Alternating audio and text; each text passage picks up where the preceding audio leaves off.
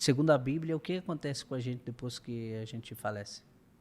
É interessante que a Bíblia ela fala assim: para o ser humano só tem a oportunidade de nascer e morrer só uma vez.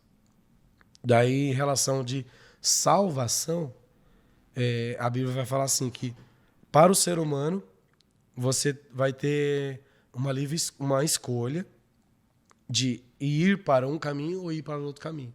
Tudo vai depender das nossas decisões aqui na Terra.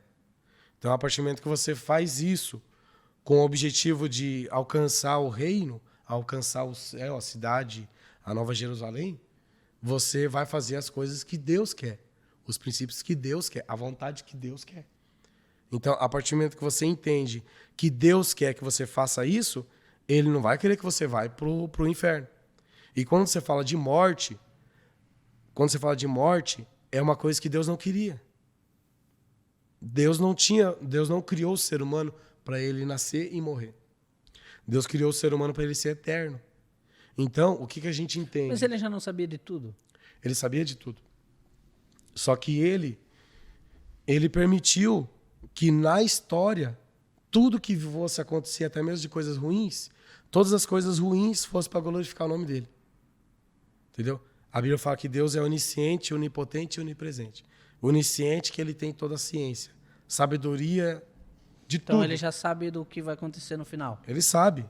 Até o inimigo. Até o inimigo nosso ele sabe. O nosso inimigo, que a Bíblia fala que o Satanás, ou o anjo, o antigo anjo da luz, ele sabe o fim dele. A única coisa que ele não sabe como que vai ser a sua história. A Bíblia fala que ele não sabe da humanidade. Ele sabe dele. Ele sabe dos anjos e as pessoas que é submissa a ele. Agora, fora isso, sabe que ele é derrotado, né? Então, o objetivo maior do inimigo é porque aquilo, o Satanás ele não é inimigo de Deus, é inimigo dos seres humanos. Da criação. Então, o desejo dele é o quê? É tentar, digamos, diminuir a vitória de Deus, porque ele sabe que Deus vai ganhar no final de tudo. Então ele quer, tipo assim... Levar uma maior quantidade de alma que ele puder. A maior quantidade de pessoas que ele puder pro inferno, é isso que ele vai tentar. E tem conseguido muito. Sim, pois é. A gente vê que Deus fez tudo, né, com base no livre-arbítrio do ser humano. Porque, né, seria justa a vida se Deus tivesse criado o ser humano só para adorar ele? Não. Deus criou o ser humano com a liberdade de escolher entre adorar ou não. Então, desde o princípio, a gente vê que Deus deu a liberdade para a gente escolher se a gente adora ou não. E por mais que tivesse criado a árvore lá do fruto, assim, que o ser humano não poderia comer, já tinha um plano B, digamos assim, um plano de salvação caso o ser humano cometesse o erro. E aconteceu com que Adão cometeram o erro de comer do fruto, mas mesmo assim, Jesus já era o plano perfeito. Então, desde o início, a gente vê que Jesus já Eu sou muito que tá sério. Fala de novo.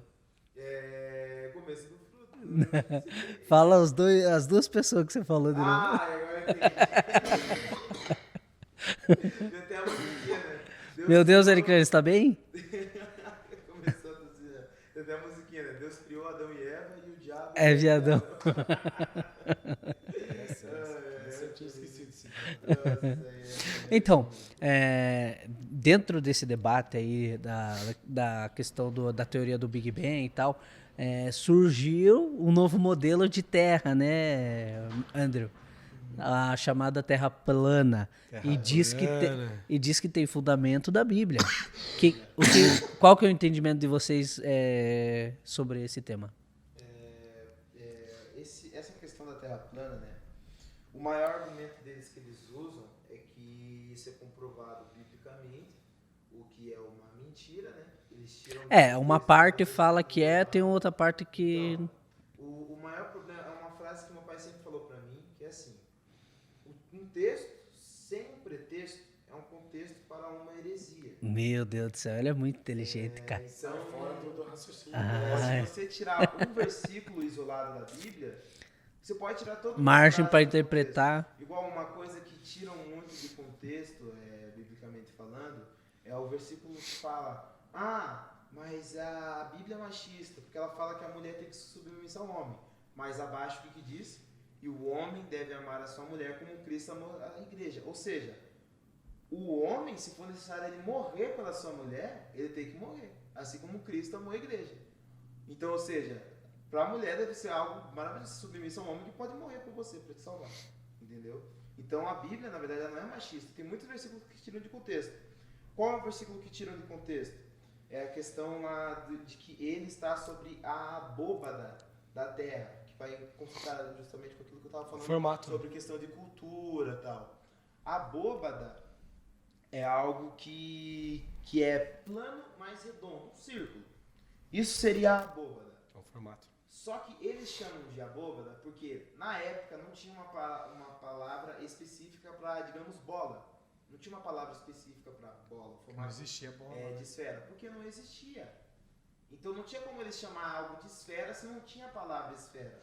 Não tinha a palavra esférica. Tinha roda, né? Não tinha roda. Se É a mesma tiver, coisa a quando o roda, rapaz exatamente. lá subiu e viu cristais e Viu ouro. cristais, tal, é tudo a questão de cultura. É uma simbologia, de né? É uma interpretação, simbologia. Simbologia. Então não tem como eles terem Foi a falado- palavra que ele achou Foi a pra. palavra que ele achou para que encaixasse no contexto daquilo que ele viu. Logo que, se fosse plana mesmo, ele não iria falar abóbada, mas ia falar sobre a superfície plana da Terra. Porque plano com certeza tinha. Mas uma coisa plana que poderiam usar de exemplo na época. Né? Tanto que você falando pela lógica de pessoas que operam aviões, os pilotos eles falam assim, gente, primeiramente, se a Terra fosse plana, se ela fosse reta, de você ir de um ponto para outro ponto, você não levar mais de 12 horas. Sim. Entendeu? Então, qual que seria a lógica? Você sair do Brasil, ir lá na China e levar 24 horas. Então, é sinal que você faz algumas curvas, né? É igual uma vez eu vendo assim, um mapa mundi na escola, eu pensava assim, por exemplo, aqui está o Brasil e desse outro lado é o Japão. Aí você pensa, putz, o Brasil vai ter que passar por cima da África. Então, não, é só fazer a volta aqui, ó. Fica bem pertinho. Então a gente pensa assim que o Japão é lá do outro lado do mundo, sendo que o Japão... Achei que você ia falar pra fazer um buraco. Tem que fazer um buraco ali, atravessar ali já. O Japão, ele é mais próximo... Pode ir no microfone se quiser.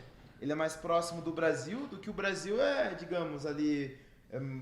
da distância aqui do Brasil até, digamos, a parte da asiática da Rússia. Mais perto pro Japão do que pra Rússia, digamos. Então, toda essa questão de distância, até essa esférica e tal.